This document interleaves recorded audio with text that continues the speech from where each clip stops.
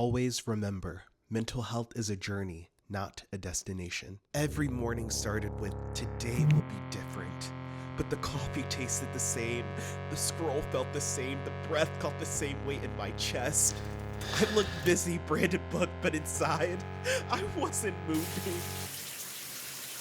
The days began to blur and the quiet rage started to simmer.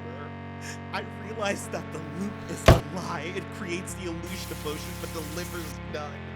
I'm not heading in any direction, simply existing. The vehicle isn't on autopilot, it's parked and I'm stuck behind the wheel, uncertain of where to go.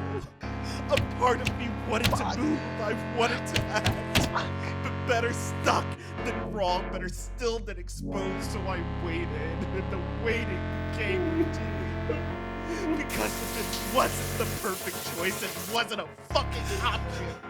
Stay perfect, be perfect, even in the absence of movement. I'm stuck. I'm stuck. I'm stuck. I'm stuck. I'm fucking stuck. I'm stuck. I'm stuck. I'm stuck. I'm stuck. I'm stuck. I'm stuck. I'm stuck. So, I curate the most pristine scene. A still life. Carefully arranged. Obsessively composed. Fruit without bruise. Candles trimmed to match. A smile. Tight. Practice. Perfection as protection. Because if everything looks peaceful enough, Maybe no one will ask what's wrong. I've done this for years. Straighten the frame, smooth the fabric, control the lighting. Because if I can choreograph every detail, maybe I can keep this ache from spilling over. Maybe I can outrun the unraveling, but control is a quiet tyrant. It whispers.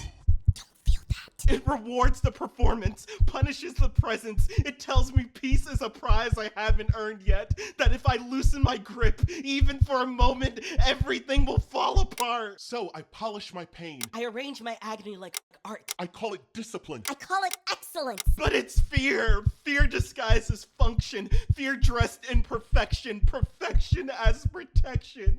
This is my emotional armor and it is beginning to crack. So, I hold a smile, widen it. Let it become grotesque. Because maybe if I smile long enough, no one will notice the tremble in my hands. The breath I've been holding for days. The fatigue of holding it all together. But even silence splinters. Even control collapses, and when it does, he's been with me for as long as I can remember. A voice that sounded like me but sharper, meaner, always watching, always correcting. I became the good kid early in life. Mature, polished, helpful, because somewhere deep down I believe that if I made life easier for everyone else, that maybe somewhere someone would make space for me.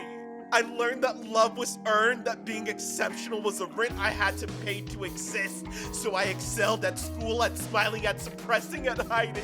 When my dad drifted in and out of my life, I thought maybe I could work hard enough to become undeniable. When my mom was doing everything she could to keep us afloat, I tried to disappear. Be good, be helpful, be perfect, stay perfect. Don't ask for too much, don't be too much. But I was crumbling inside. That voice told me I was only valuable if I was impressive. Only safe if I was 10 steps ahead. Only worthy if I was never messy, never unsure.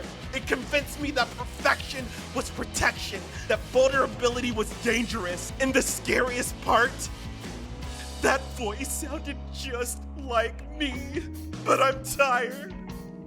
I'm tired of performing. Tired of calling it discipline when it's really fear. Tired of living my life for other people's approval, for the applause, for the image, for the illusion. So now he lays 6 feet under, that old voice, that old self wearing my face. Still trying to convince me I'll fall apart without him.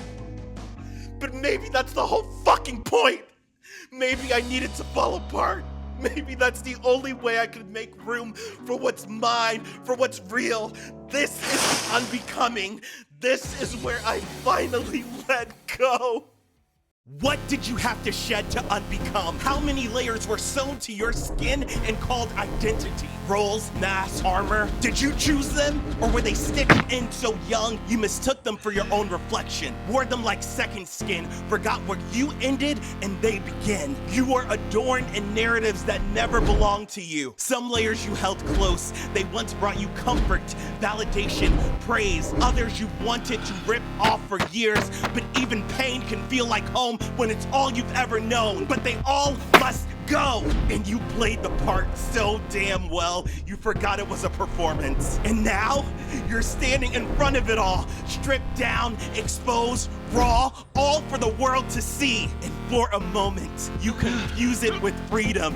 You think this is the moment it all gets lighter, but it doesn't. Not yet. Because freedom, Real freedom? is heavier than you imagine.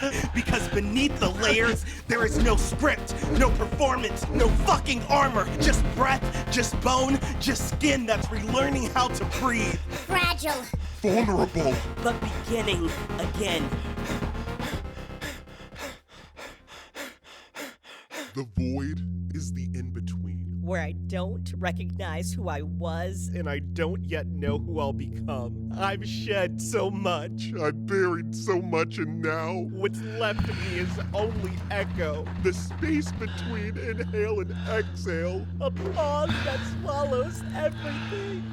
It isn't empty, it's heavier than empty, liminal, Unnerving. Endless. a space absent of time, I can't tell if I've just arrived. or if I've been here forever. The rooms breathe with me. The walls press closer the longer I stay, and just when I think I'm alone, The voices return. the layers I stripped away, they whisper at my back.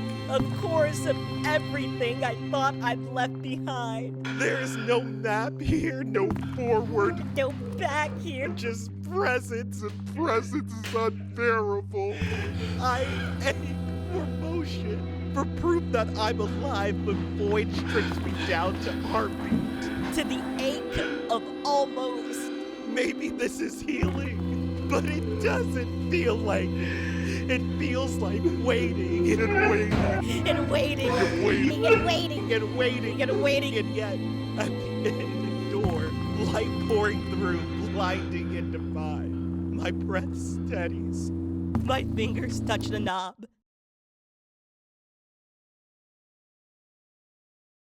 And the pause is over. This is the first breath after. Not an arrival, an emergence.